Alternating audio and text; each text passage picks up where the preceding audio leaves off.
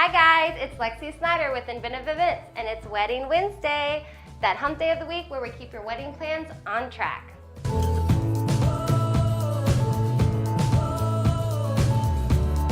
So what we've done recently is we've taken the average 9-month engagement and we've spliced it up into weeks, and we are now on week 3, which is interviewing for a wedding planner.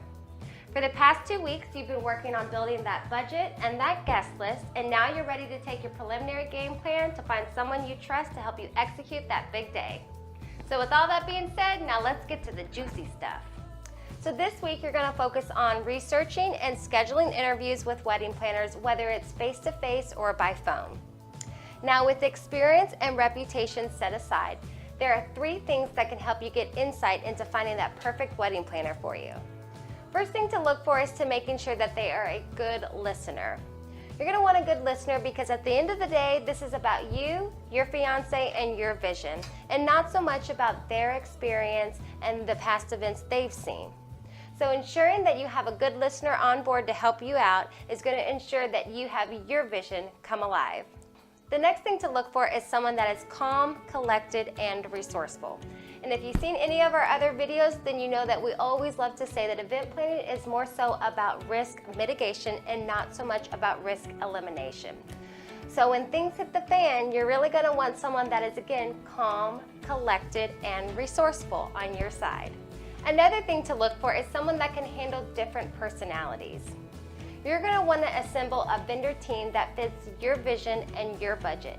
So therefore, that's gonna have your planner and your coordinator encounter many different temperaments and personalities and business processes. So you're gonna wanna make sure that someone can adapt accordingly to the vendor team you wanna assemble. All right, so now that we know a little bit more as to what to look for in a wedding planner, let's talk about how they might charge for services. There are many ways that a planner can charge for services, but we'll cover the 3 most common options. The first one is going to be an hourly rate. The second option could be a fixed rate for a set scope of services.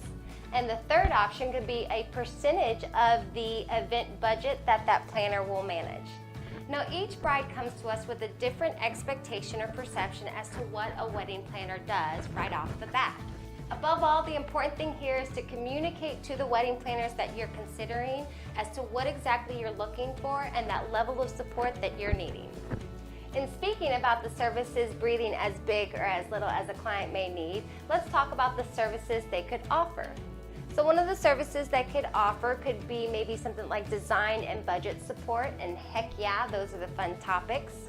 Or you can lean on them for just additional or general consultation, and it's important to find someone that always identifies their personal versus their professional opinions.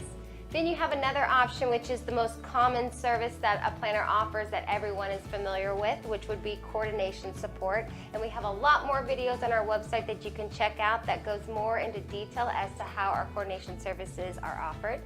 Another option could be vendor sourcing support.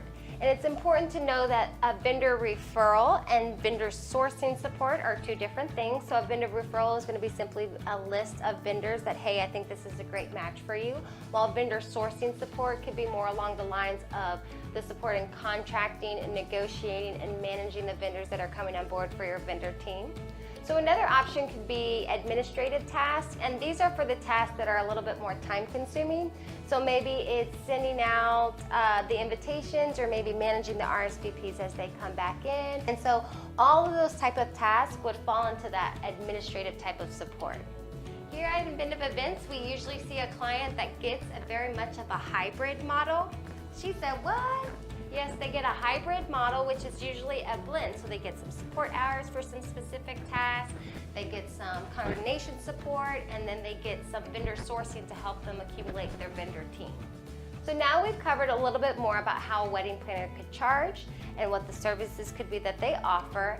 And so we want to leave you with this one final question that we love to ask any wedding planner that we're looking to hire ourselves.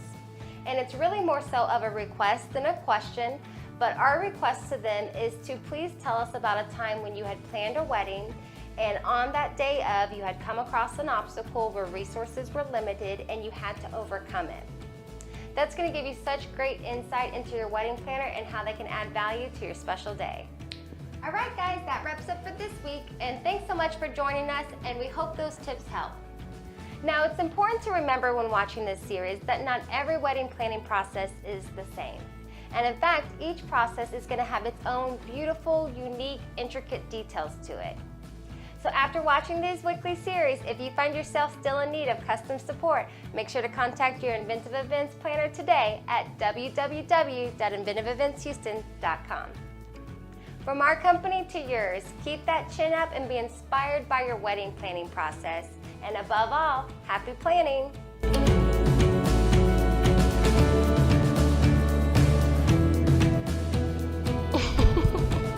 Testing.